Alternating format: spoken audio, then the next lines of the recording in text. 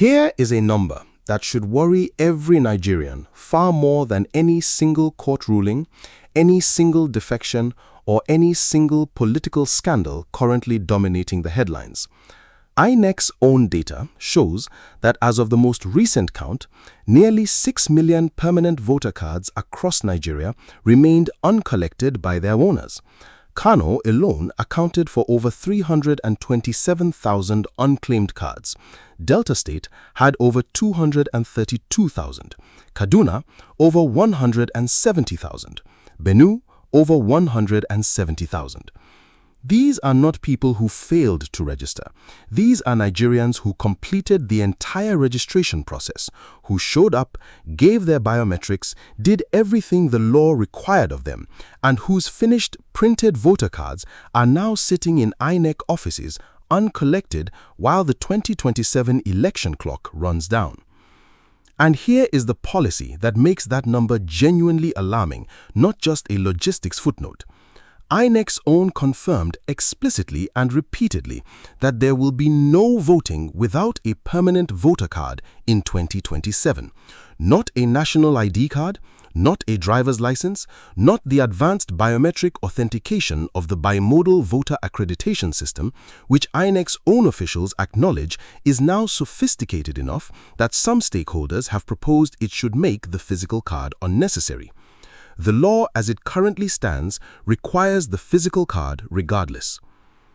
Every Nigerian political story this channel has covered over the past several months, Wike and Fubara, the NDC's rise, the ADC's collapse, Amaichi's comeback, assumes a basic precondition that the people who want to vote in 2027 will actually be able to. That precondition is far less certain than most political coverage is treating it. Before we go further, if you're new here, Naija Brief exists for one reason: to give Nigerians the political analysis that mainstream media won't. Whether you're in Abuja, Lagos, Kano, Port Harcourt, or London, this channel is for you. Hit subscribe and stay with me.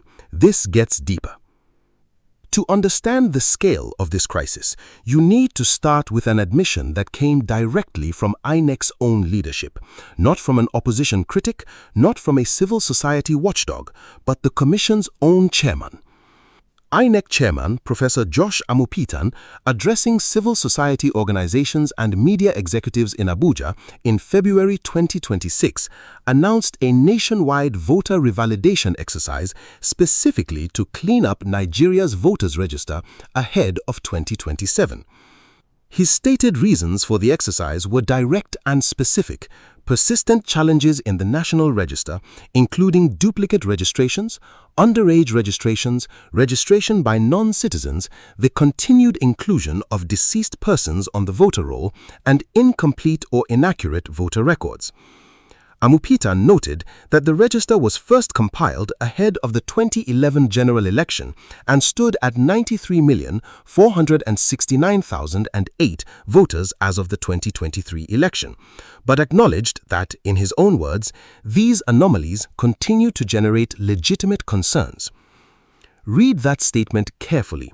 This is the head of Nigeria's Electoral Commission, publicly confirming 14 months before a presidential election that the foundational document of Nigerian democracy, the list of who is legally entitled to vote, contains dead people, duplicate entries, underage registrants, and non-citizens.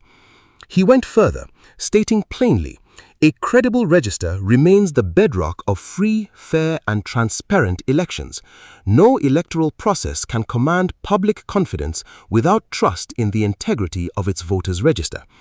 That is not campaign rhetoric from a politician trying to discredit an opponent. That is the Commission's own chairman describing the foundational vulnerability of the entire 2027 electoral process. The revalidation exercise itself, however necessary, introduces its own risks. Any large-scale register cleanup conducted under time pressure ahead of a major election carries the danger of legitimate voters being incorrectly flagged, removed, or requiring re-verification they may not have time to complete before the registration window closes. A register cleanup is not a neutral technical exercise. It is a process with real potential to disenfranchise voters as it removes illegitimate entries, and the margin for error matters enormously when the final registration deadline is fixed and unmovable.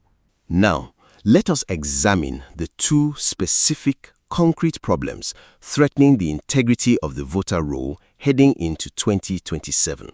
Because this is not one crisis, but two distinct ones operating simultaneously. The first crisis is the uncollected card backlog.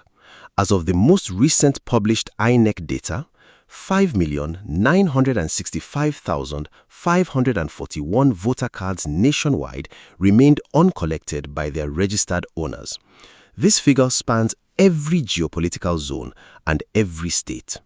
Kano State alone, Nigeria's most populous and one of its most politically consequential states, central to the Kwankwasia political machine that now powers the NDC coalition, has 327,177 uncollected cards. Delta State has 232,183. Kaduna has 170,735. Benue, a state Peter Obi won decisively in 2023, has 170,586 uncollected cards sitting unclaimed. These are not hypothetical voters. These are real Nigerians who completed registration and for reasons ranging from logistical difficulty reaching distribution centers to simple lack of awareness that their cards were ready, have not yet collected the documents that the law now says is mandatory for casting a ballot. The second crisis is the registration deadline itself. The entire continuous voter registration exercise for this cycle is scheduled to conclude on August 30th, 2026, a hard cutoff, after which no further registrations, transfers, corrections, or replacements will be processed before the presidential election on January 16th, 2027. This deadline applies to four distinct categories of Nigerians who urgently need to act. First-time voters who have turned 18 since the last election or never previously registered, voters who have relocated and need to transfer their registration to a polling unit near their new home, voters whose registration details contain errors, misspelled names, incorrect dates of birth, or outdated addresses, and voters whose physical cards have been lost, damaged, or destroyed. The second phase of this cycle's continuous voter registration commenced January 5, 2026, with an online pre-registration component allowing prospective voters to submit biometric appointment requests before completing in-person capture. This online first approach is, in principle, an improvement over earlier registration cycles, but it also assumes a baseline of internet access, digital literacy, and smartphone or computer availability that is not evenly distributed across Nigeria's population, particularly in rural areas of the Northeast, Northwest, and parts of the Middle Belt where conflict displacement has already disrupted civic infrastructure. Now, if what I just told you surprises you, drop a comment below. I want to know your reaction before we get to the part that changes everything. Now, let us connect this voter card crisis to the broader political landscape this channel has covered extensively, because uncollected cards and registration deadlines are not neutral, apolitical administrative matters. They have direct, asymmetric political consequences. Consider the geography of the uncollected card crisis alongside the geography of Nigeria's most contested 2027 political battlegrounds. Kano's 327,000 uncollected cards sit at the heart of Kwankwasia's political base, the foundation of the Kwankwasia organizational machine that the NDC coalition is depending on to deliver northern votes for the Obi Kwankwasi ticket. Benue's 170,000 uncollected cards sit in a state Obi won by a commanding margin in 2023 and that the NDC needs to defend in 2027.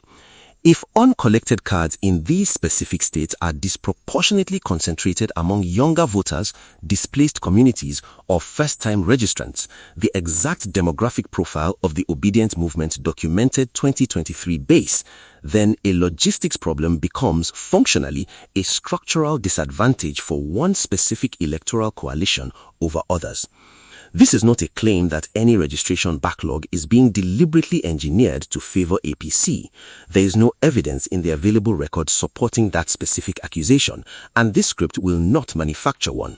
But it is a legitimate observation that registration and collection infrastructure, the number and accessibility of INEC local government offices, the staffing and resourcing of collection centers, the timing and publicity of collection windows, is itself a variable that the incumbent party, through its control of federal budget allocation and administrative appointments, has more influence over than any opposition party does. A registration system that functions efficiently in some states and inefficiently in others produces real electoral consequences regardless of anyone's specific intent. There is also a more direct political dimension. INEC's insistence on maintaining the physical PVC requirement, even as the Commission's own officials acknowledge that BVAS biometric authentication technology has become sophisticated enough that some post-2023 review stakeholders proposed eliminating the physical card requirement altogether, is itself a contested policy choice with electoral implications.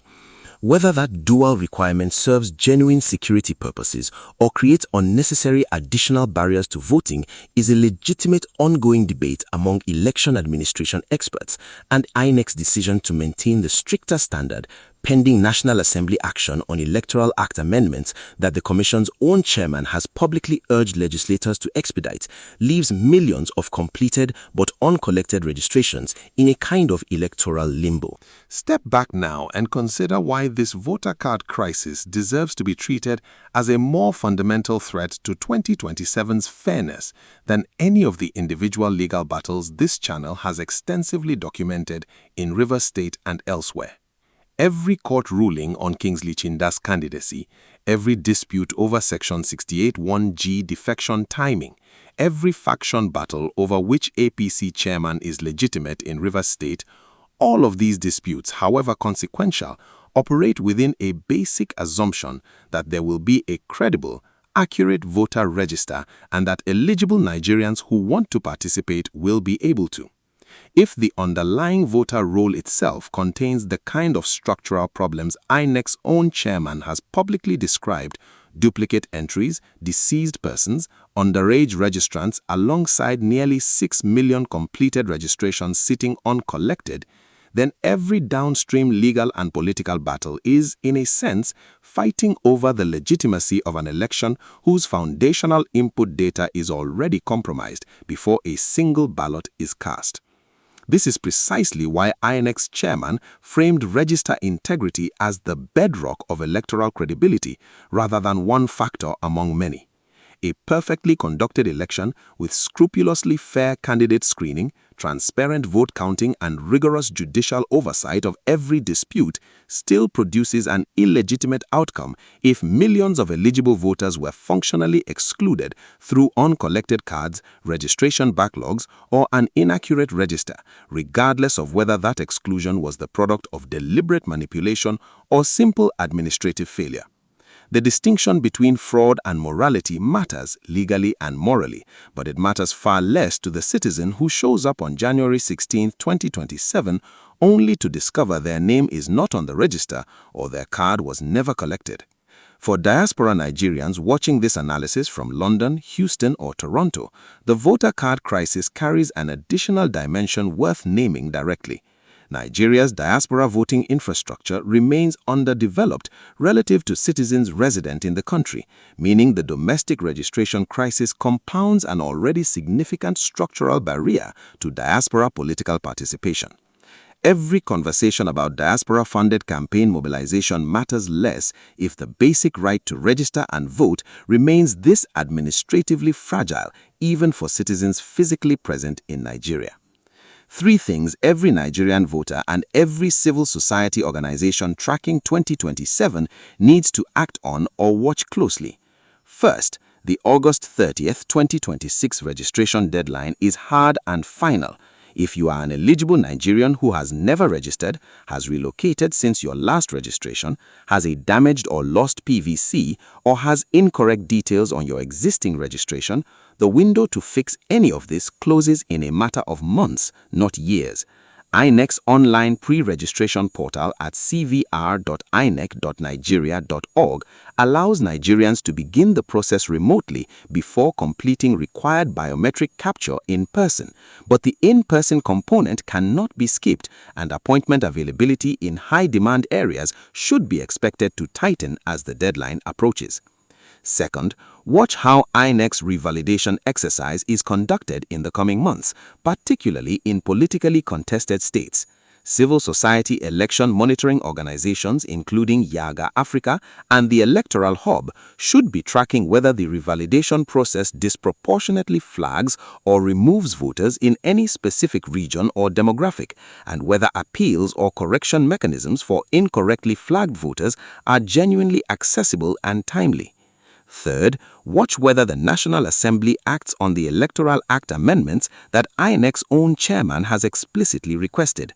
The Commission's stated need for timely legislative clarity on these amendments is not a minor procedural request. It directly affects whether INEC can finalize its 2027 operational planning with confidence, and legislative delay on this front compounds every other risk this video has described. Every political battle this channel covers, every court ruling, every coalition, every defection, every Godfather dispute ultimately matters only to the extent that the Nigerians affected by these decisions can actually exercise their right to choose who governs them. Nearly 6 million uncollected voter cards, a register that INEC's own chairman describes as containing dead people and duplicate entries, and a hard registration deadline now less than 10 weeks away as of this recording. These are not background administrative details. They are, by INEC's own admission, the bedrock on which the legitimacy of the entire 2027 election rests. If that bedrock is cracked, no court ruling, no coalition, and no candidate, however popular, however well organized, can fully repair the damage after the fact. Get your PVC. Check your registration status. Help someone else check theirs, because the most important political action available to any Nigerian right now has nothing to do with which party wins which primary. It is simply making sure your own name, correctly and completely, is on the list of people who get to decide. If this analysis gave you clarity, share it with one person who needs to understand what is really happening in Nigeria. Like, subscribe, and I will see you in the next one.